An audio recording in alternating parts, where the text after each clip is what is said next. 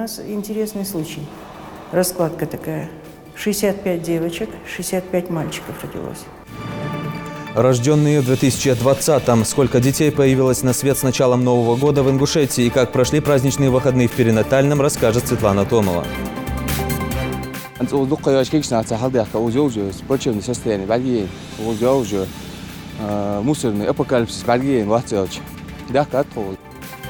Экологическая реновация водоема и благоустройство мест для досуга.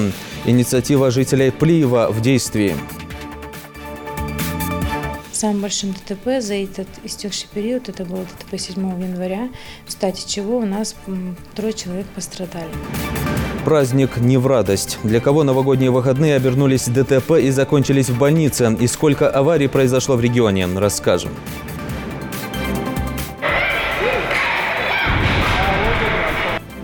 В нее играют настоящие мужчины со всего СКФО и ЮФО. В Ингушетии стартовал второй этап первенства по хоккею среди детей. Минус 50, плюс 25, минус 5, плюс 15. Ответ. Решение сложных задач в уме моментально. Битва интеллектов по ментальной арифметике прошла в гимназии Карабулака.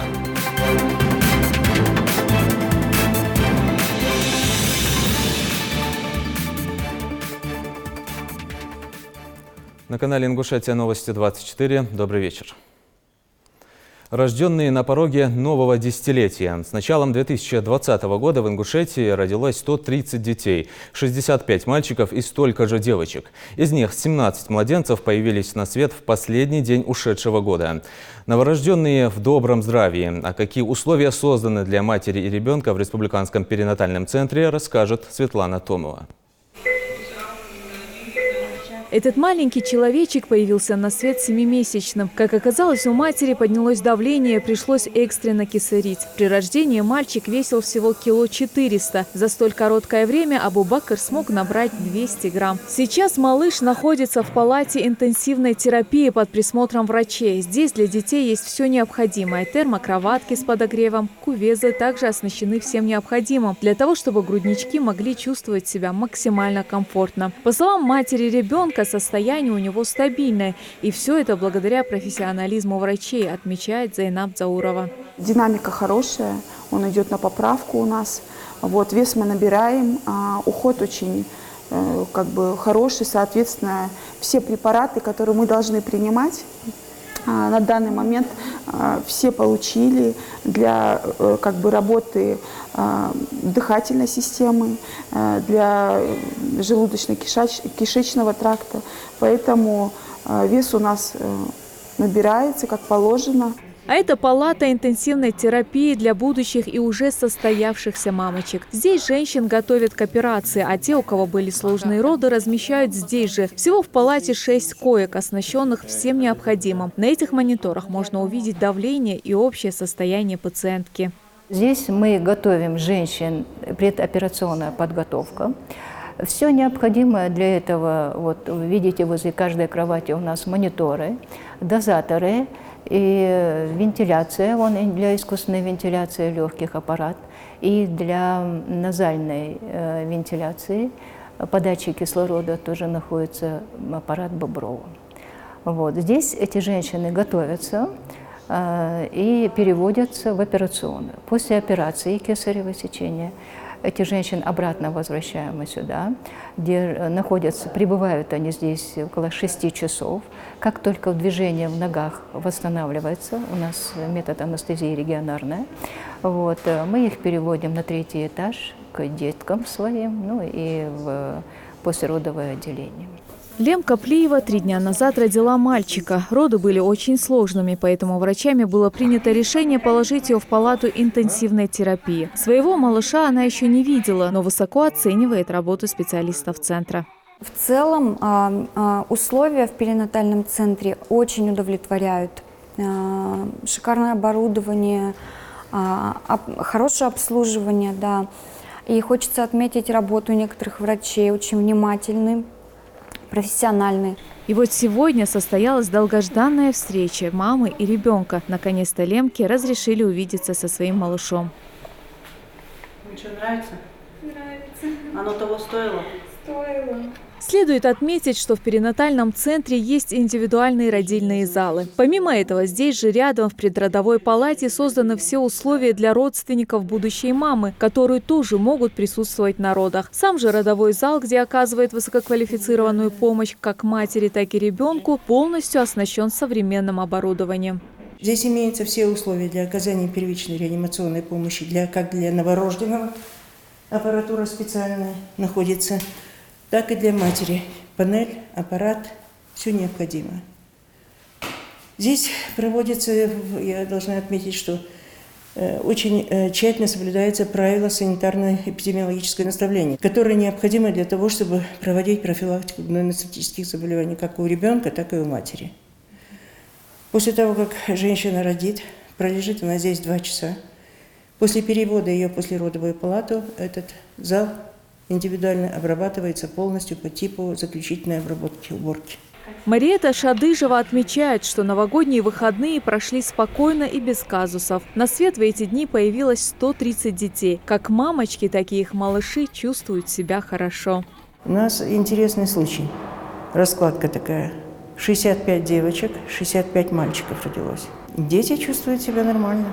В реанимацию у нас немного детей поступило за эти праздничные дни. Так что, в общем-то, работали, что называется, с большой нагрузкой. Как показывает статистика, из года в год рождаемость в Ингушетии только растет. Если раньше на свет появлялись в основном девочки, то сейчас показатели уравнялись. И, как отмечают врачи перинатального центра, эти цифры со временем будут только расти. Светлана Томова, Магомед Дидигов, Новости 24. Благоустройство села в первую очередь дело рук самих сельчан. С таким девизом на улице вышли жители Плиева. Там проводят экологическую реновацию местного водоема. Жители стараются благоустроить место для проведения досуга. Инициативные сельчане преображают и фруктовый сад. Жаридат Халухоева с подробностями.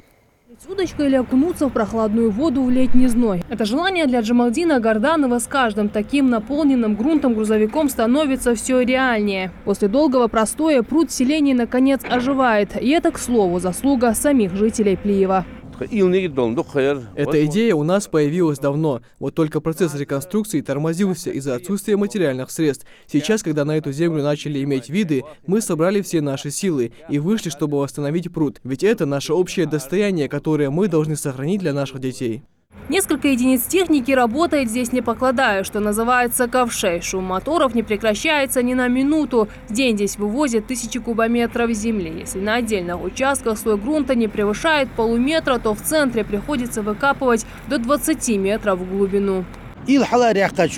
После того, как мы уберем ил, нам нужно приготовить дно из двойного покрытия глины и щебня. Помимо всего, мы хотим облагородить и прибрежную зону, так что работы осталось еще много.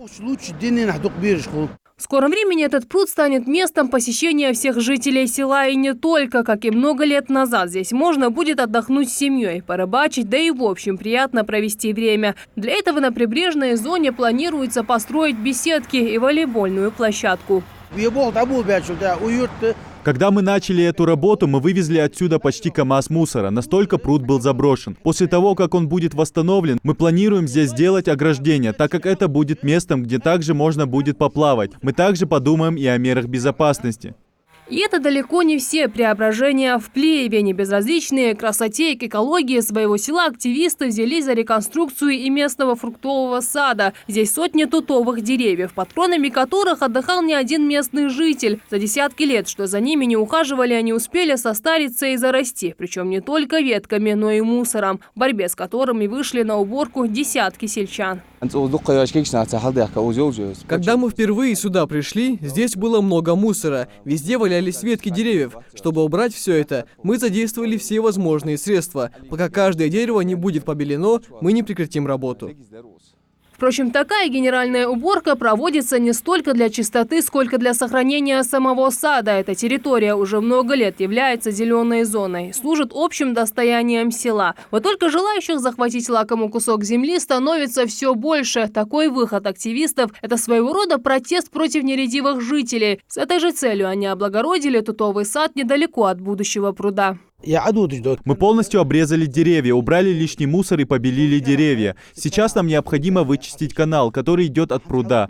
Проблема в том, что на этом участке начали строиться люди, и они не хотят восстановления пруда, так как боятся быть затопленными. Вопрос щепетильный и требует разбирательства, о чем мы и просим властей. Сохранить, что имеешь, и оживить то, что казалось бы невозможно. Это заинтересованность жителей – самый яркий пример любви к уголку, где родился и вырос. И хотя сделать предстоит еще много, ее результат уже виден. Жагадат Хулухоева, Магомед Шаухалов, Новости 24. В базовую программу бесплатной медицинской помощи войдут важные процедуры для онкобольных. Так, диагностические мероприятия пациенты без онкологии смогут пройти уже через 2 недели, а не в течение месяца, как это было раньше. Между подозрением на злокачественную опухоль и первым приемом у онколога должно пройти не более 3 рабочих дней. Кроме того, уменьшатся сроки ожидания УЗИ, ЭКГ, МРТ с 2 недель до 1. Также с нового 2020 года жители страны с онкологическими заболеваниями смогут проходить и медико-генетические исследования, и отныне их будут назначать поликлиники. В медстрахование войдет и комфортная лучевая терапия, которая раньше проводилась за счет бюджетных ассигнований. Сегодня в Ингушетии, как и по всей стране, был первый рабочий день 2020 года. Позади праздники и новогодние выходные. Все 9 дней на страже безопасности и правопорядка в усиленном режиме были сотрудники МЧС, коммунальных служб и инспекторы ГИБДД. На дорогах региона были выставлены дополнительные наряды ДПС. Тем не менее, без аварий не обошлось. О тех, для кого новогодние праздники закончились больничной койкой, репортаж Микаила Тангиева. Новогодние праздники закончились, многие успели как следует отдохнуть, но для некоторых ингушских автолюбителей эти выходные выдались куда менее веселыми. С начала этого года на дорогах нашей республики произошло 4 дорожно-транспортных происшествия. Обошлось без жертв, правда 7 человек получили ранения различной степени тяжести. Самым большим ДТП за этот истекший период, это было ДТП 7 января, в стате чего у нас 3 человек пострадали. ДТП произошло у нас по автодороге Назрань-Малгобек. К сожалению, у нас есть водители-нарушители, которые приводят неудобства окружающим водителям. Сценарий ДТП в остальных случаях идентичен первому, или же причины, по которому произошли эти аварии, одни и те же. Проездно-запрещающий сигнал светофора, агрессивное вождение и пренебрежение своей безопасностью вошли в привычку многих автолюбителей. Сотрудники госавтоинспекции неустанно твердят, как важно соблюдать правила при выезде на трассу. Также водители наши должны понимать, что смена летней резины на зимнюю должна быть. И, к сожалению, когда у нас немножко бывает погода очень ясная, наши водители думают, что не всегда нужно менять резину, поэтому у нас происходят мелкие дорожно-транспортные происшествия, но обращать внимание на погоду нужно понимать, что она нам говорит и как нам нужно действовать. Что касается погоды, то в эти дни она преподносит неприятные сюрпризы для автолюбителей. Со вчерашнего вечера на дорогах республики местами образовался гололед и навис густой туман. Сотрудники МЧС призывают водителей в условиях плохой видимости соблюдать дистанцию и не превышать установленную скорость. По словам специалистов, такая погода может сохраниться еще надолго. 10-11 января осадки в виде снега. Затем у нас до конца недели без осадков. Исходя из того прогноза, который у нас имеется в распоряжении, до середины этого месяца у нас дальше прогнозируется без осадков, но облачно. Но при этом минусовая температура сохраняется, туман на дорогах сохраняется и гололедица в том числе. Все же нельзя не отметить, что большинство автолюбителей заранее позаботились о своих железных конях и подготовили транспортное средство к предстоящим морозам. Опытные автомобилисты уверены, лучше заранее обезопасить себя от чрезвычайных ситуаций, чем потом раскошелиться на дорогостоящий ремонт. Есть гололедица, машина скользит на дороге. Совет дам один, чтобы все одели зимнюю резину, переобулись, одним словом.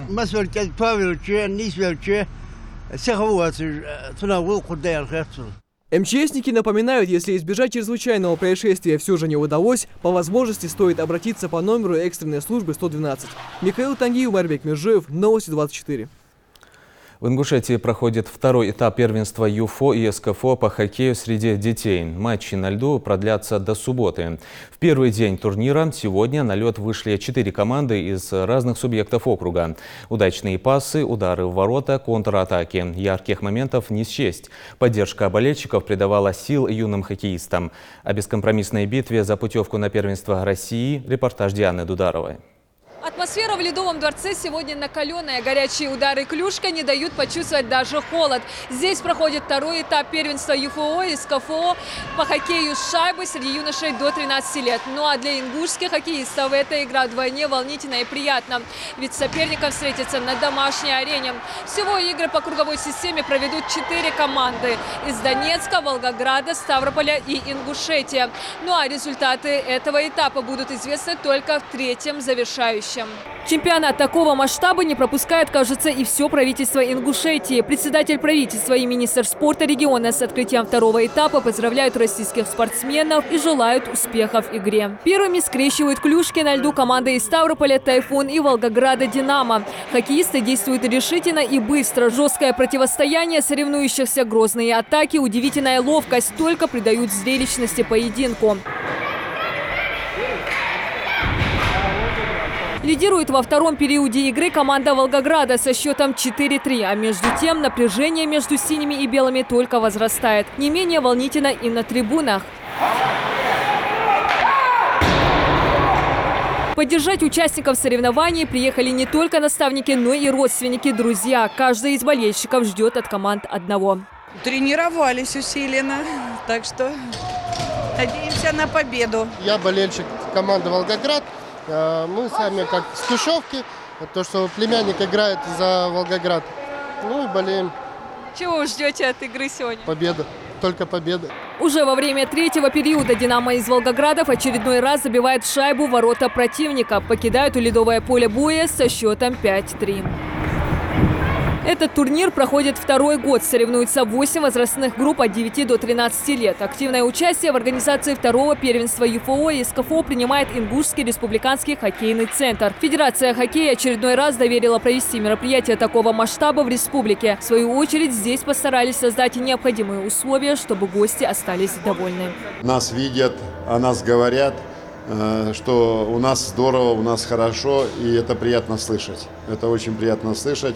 Но мы, конечно, со своей стороны стараемся сделать все условия, создать для приезжающих команд, для представителей, для судей, чтобы, да, у нас сегодня нет своих судей, нам приходится приглашать судей на участие этого турнира, поэтому мы стараемся создать все максимум усилий, чтобы все были довольны, и в том числе и сами хоккеисты, и родители их тоже.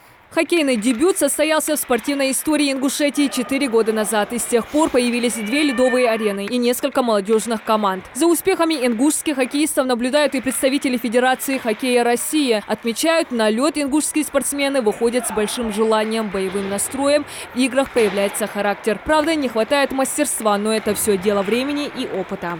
Для этого нужно, конечно, самое старание, желание, это прежде всего. Ну и, соответственно, чтобы в совокупе и тренерский штаб, еще раз повторяю, уделял больше внимания. С ребятами в это время надо больше разговаривать, больше общаться. Тренера – это наставники, это те же и родители, которые в первую очередь это друзья. К поединку следующих команд «Каток» готовят тщательно. Спецтехникой лед шлифуют, устраняют наплывы, трещины. Такие соревнования для ингушских хоккеистов своего рода мастер-классы. Зрелищные комбинации опытных спортсменов нередко становятся для них мотивацией в достижении новых высот в карьере. Так и сегодня ингушские спортсмены в курсе, что бой их ждет тяжелый, а соперник сильный, тем не менее готовы бороться до последнего. Я жду от игры победы. На тренировках мы каждый день занимались усердно и готовились к этому матчу долго. Я знаю, что у них высокий вратарь, и надо вниз бить. Мы тренировались сильно, соперники хорошие, сильные. Я жду сегодняшней победы, за меня болеет папа. В заключительном матче первого соревновательного дня на лед выходит команда РЗ против гостей из Донецка. Детский хоккей тем и интересен, что ребята играют без оглядки на собственные ворота, зачастую забывая о защите. Как правило, это выливается в пропущенные шайбы. Еще до истечения первого периода гости ведут игру с солидным преимуществом. Спустя несколько минут второй 20-минутки хозяева отыгрывают одну шайбу, но этого не хватает, чтобы выйти в финал. По итогам встречи команда из Донецка должна провести матч за первое место с победителями первой игры «Динамо». Но это чуть позже. Болельщики на трибунах, беспристрастное судейство, накал, эмоции и море голов. Здесь есть все. Второй этап первенства ЮФО из КФО продлится в регионе до 11 января. Диана Дударова, Магомед Белакиев, Новости 24. Чемпион России и Европы, обладатель Кубка мира, заслуженный мастер спорта России по боксу. Сегодня Исламу Тимурзиеву исполнилось бы 37 лет. Он любил жизнь и спорт, заслужил уважение тренеров, упорно шел к своей цели и стал настоящим профессионалом своего дела. Талант Тимурзиева признавали звезды мирового бокса. Легендарный спортсмен ушел из жизни в расцвете сил после продолжительной тяжелой болезни. Посмотри, Ислам выиграл. Да, Ислам выиграл.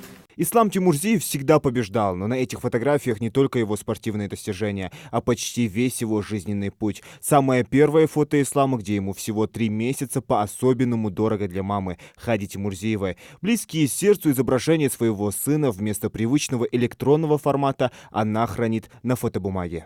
Я часами их смотрю, даже по несколько раз вот сяду и по несколько раз пересматриваю эти фотографии. Мне кажется, как будто и не уходил. Ислам Тимурзиев всегда говорил, что не увлекся боксом, а заболел им. Этот путь он начал прокладывать в 95-м году, несмотря на запреты матери, а вскоре добился ее одобрения, ведь без него Ислам не надеялся на успех. «Я брошу бокс, когда бокс бросит меня», — говорил он. Владел быстрыми ударами и жесткой техникой ведения боя, что было не свойственно боксерам самой престижной весовой категории — супертяжелой. Бокс — это то, что у меня на сегодняшний день лучше всех получается. Скромный, застенчивый, дисциплинированный, слишком правильный для этого мира, говорят все, кто его знал. А в спорте эксперты пророчили Тимурзиеву лавры главной боксерской звезды сборной России. 4-кратный чемпион мира по боксу в тяжелом весе легендарный Эвандер Холлифилд назвал Ислама Тимурзиева лучшим тяжеловесом и открытием чемпионата мира в Чикаго 2007-го. Тимурзиев тогда провел не только самый зрелищный, но и самый короткий бой на турнире. Всего 1,5 минуты.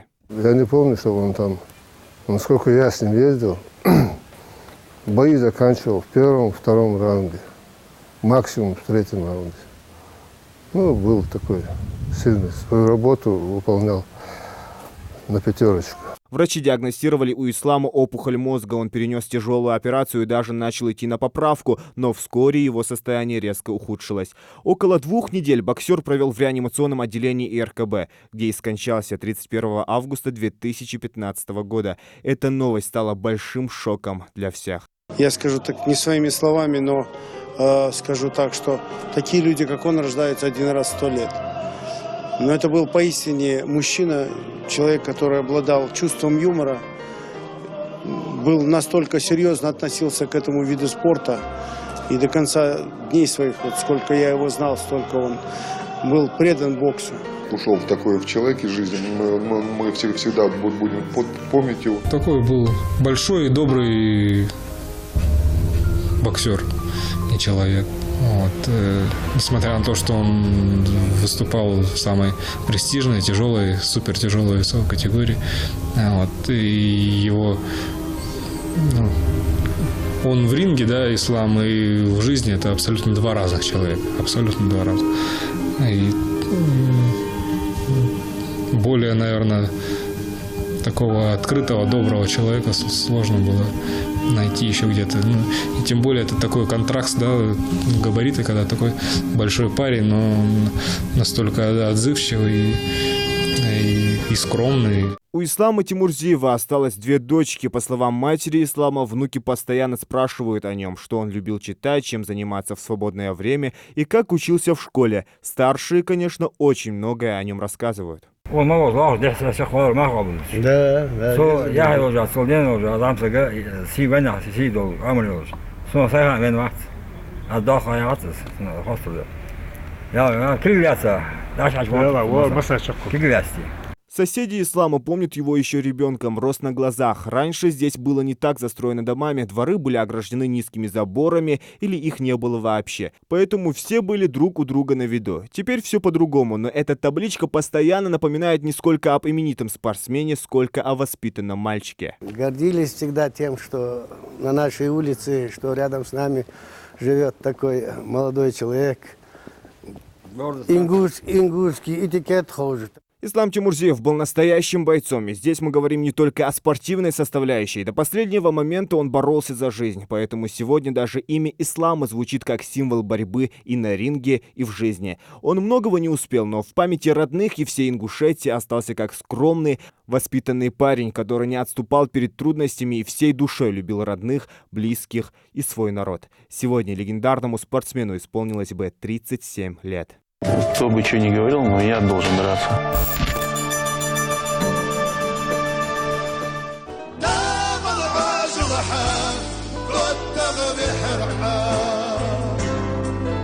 Зелимхан Калоев, Залина Магушкова, Хади Добриева, Новости 24. Муса Евлоев готовится к участию в Олимпиаде 2020 в Японии. Лидер сборной России по греко-римской борьбе, двукратный чемпион мира, освобожден от участия в чемпионате России, который будет проходить с 16 по 19 января в Новосибирске. Евлоев также не примет участие и в чемпионате Европы, поскольку ему нужно будет защищать честь страны на лицензионных турнирах к Олимпийским играм. Муса выступает в весовой категории до 97 килограммов. Напомню, Олимпиада 2020 года стартует 24 июля в Японии. Шахматный турнир на Кубок Эрнеста Инаркиева стартовал сегодня в стенах спортивного клуба «Ади Ахмат» в Троицком. В интеллектуальных баталиях сошлись лучшие игроки клуба. В первом туре играли 12 участников, взрослые против юных шахматистов. За поединками черных и белых наблюдала Дана Плиева. Один из самых сильных игроков клуба, не раз побеждавшая профессиональных и более опытных соперников. В свои 11 Мадина Даурбекова имеет за плечами немалый стаж в шахматных баталиях. В прошлый раз удача ей не улыбнулась, но сейчас Мадина намерена попасть в тройку лучших. И в этом ей помогает хороший наставник. Девочка, дочь неоднократного чемпиона республики по этой игре Мурада Даурбекова. Папа говорит, что мне нужно было играть по-другому, что я дебют неправильно сыграла, что у меня дебют получился не та позиция, которую я всегда играю, который я знаю. Получилось немного по-другому. Я настроена попадать в тройку, выходить из группы. Шахматистка уже успела заявить о себе как о сильном сопернике, но, как говорится, за место под солнцем ей придется побороться. Ведь оппонент не менее сильный. Позади у Магомеда Мислаурова немало выигранных соревнований республиканского и всероссийского уровня. В мир шахмата он погрузился 6 лет назад. Сначала занимался вольной борьбой, 4 года занимался борьбой, потом перешел на шахматы. Решил попробовать. Потом заинтересовался этой игрой, стал заниматься дома, индивидуально стал заниматься. И в дальнейшем эта игра как бы понравилась мне. И я пошел по этому пути. Выиграет ли этот раунд Мадина, пока под вопросом. В отличие от Зины, младшая сестра девочки уже настроена обыграть своего соперника. И в этом ей поможет небольшая хитрость. Я сейчас могу выиграть 2 пешки. И он может... Там небольшая ловушка, он может прозевнуть ее. У меня лучше заметно. Настроена на победу? Да. Сегодня в стенах спортивного клуба «Ади Ахмат» собрались 12 участников, оспаривающих первое место в 5-м итоговом чемпионате на Кубок известного ингушского гроссмейстера Эрнеста Инаркиева. 6 взрослых и столько же детей. Все многократные чемпионы в различных шахматных баталиях, как в регионе, так и за его пределами. Наша система отличается чем? У нас в республике почти все турниры, если не все, они по швейцарской системе. То есть это массовые турниры, где играют все абсолютно. И по итогам, кто больше набрал очков там за какое-то количество туров, тот и победитель. А это круговая система, здесь каждый с каждым сыграет в любом случае. Вот это немного и усиливает этот турнир, и отличает его от других. Но именно в этом турнире, если одинаковое количество очков наберут участники, которые оспаривают первое место, то придется играть тайбрейк, чтобы только в игре победитель был определен. Участники играют по 2 партии в день. Каждая длится около часа. У Алии Харсиевой она окончилась неудачей. Соперник оказался сильнее. Я сейчас играла и проиграла. Соперник был сильный, но не слабый. Ферзя прозевала. Но юный шахматистки не стоит отчаиваться. Впереди у игроков еще 7 туров. Сегодня состоится еще один. Победитель турнира будет носить титул чемпиона клуба весь год. А для детей соревнования – своеобразная подготовка к международному шахматному турниру, который пройдет в Москве в ближайшее время. Дана Плиева, Джамалил Тамасханов. Новости 24. Мемориальный комплекс жертвам репрессий объявляет конкурс на лучшее произведение изобразительного искусства «Дорога длиною в 13 лет». Он акцентирует внимание художников на необходимости раскрытия истории ингушского народа на примере освещения событий депортации через изобразительное искусство. В конкурсе могут принять участие как дети, так и взрослые. Он проводится по 3 номинациям: мастера изобразительного искусства, талантливая молодежь и одаренные дети. Заявка на участие принимается с 10 декабря по 10 февраля, которая направляется по электронной почте mkgr@mail.ru с пометкой «Конкурс депортация».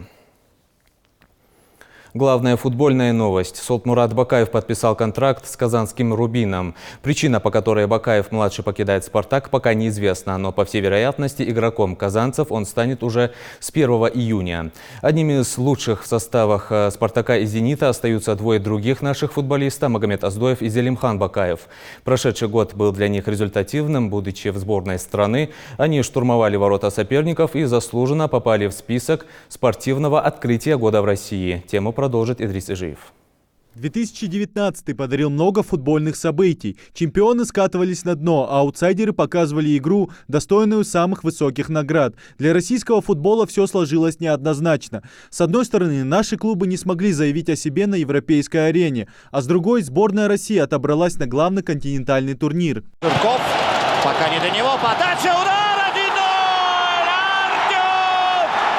Зелимхан Бакаев и Магомед Аздоев попали в символическую сборную российской премьер-лиги 2019. Открытие года и прорыв года. С такой вывеской вышли большинство футбольных газет, а фамилии Бакаев и Аздоев стояли в авангарде всех итоговых статей. Для наших звезд футбола 2019 несомненно стал одним из лучших в карьере. Показывая отличную игру, оба футболиста зарекомендовали себя не только железными игроками основы, но и лидерами своих команд. Не стал падать, наверное.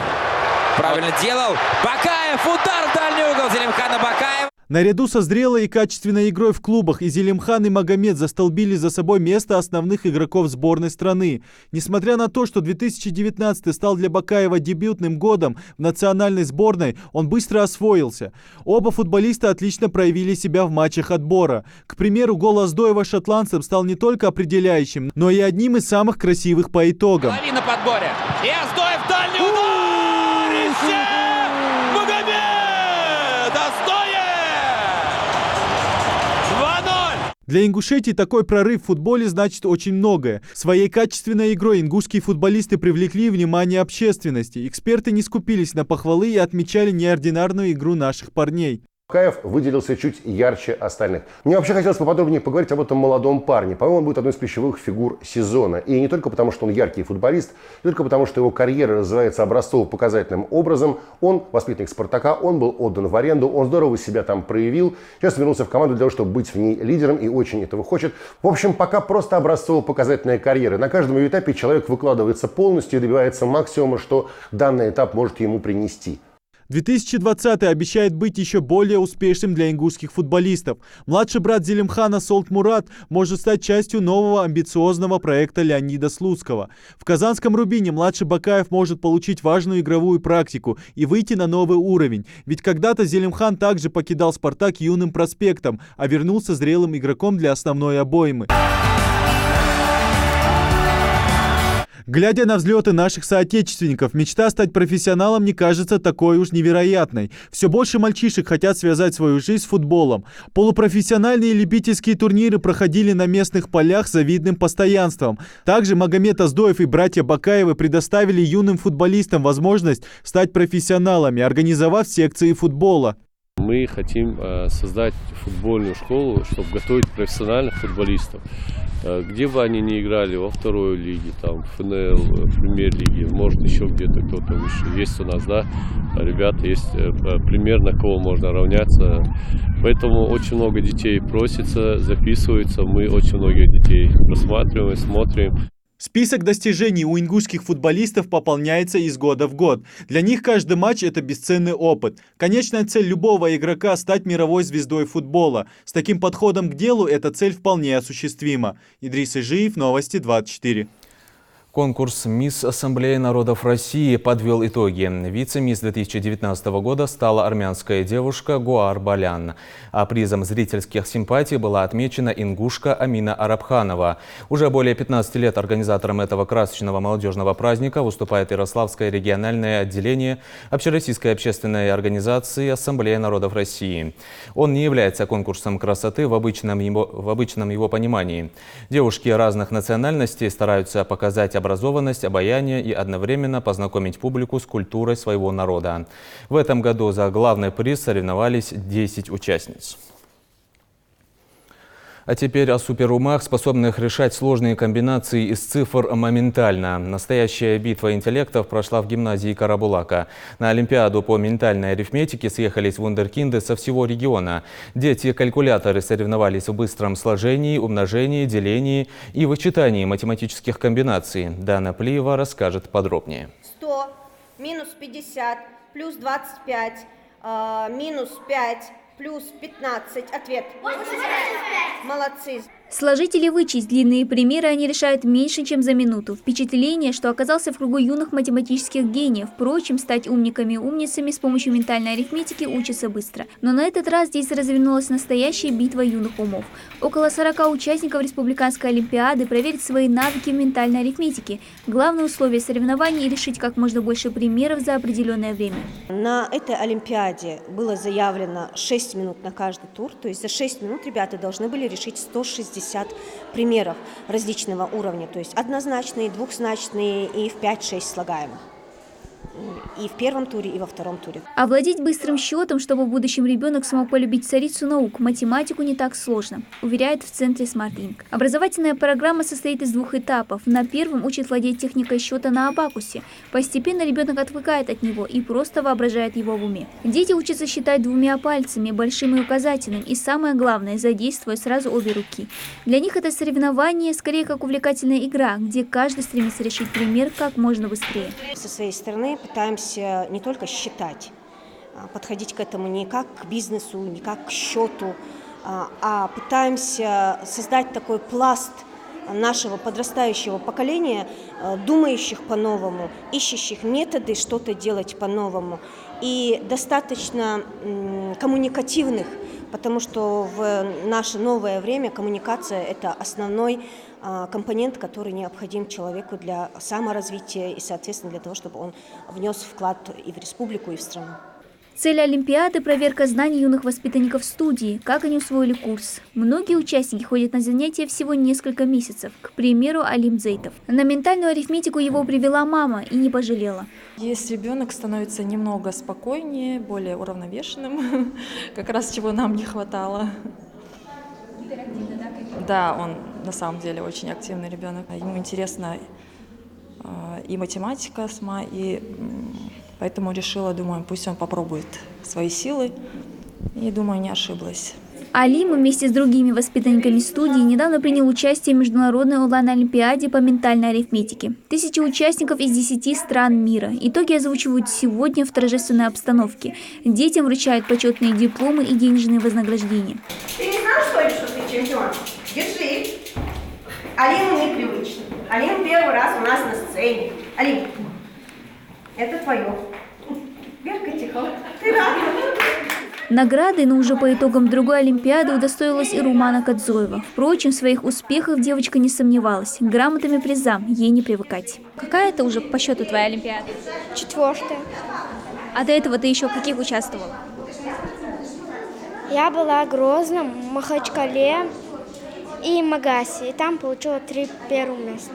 Смотри, какая ты молодец. А тут надеешься на первое? Да. Результаты этой Олимпиады детям объявят чуть позже. А пока умы воспитанников студии уже занимают новое соревнование, которое пройдет в феврале. Дана Плиева, Магомед Шаухалов, Новости 24. Наш выпуск на этом завершен. Оставайтесь на канале Ингушетия.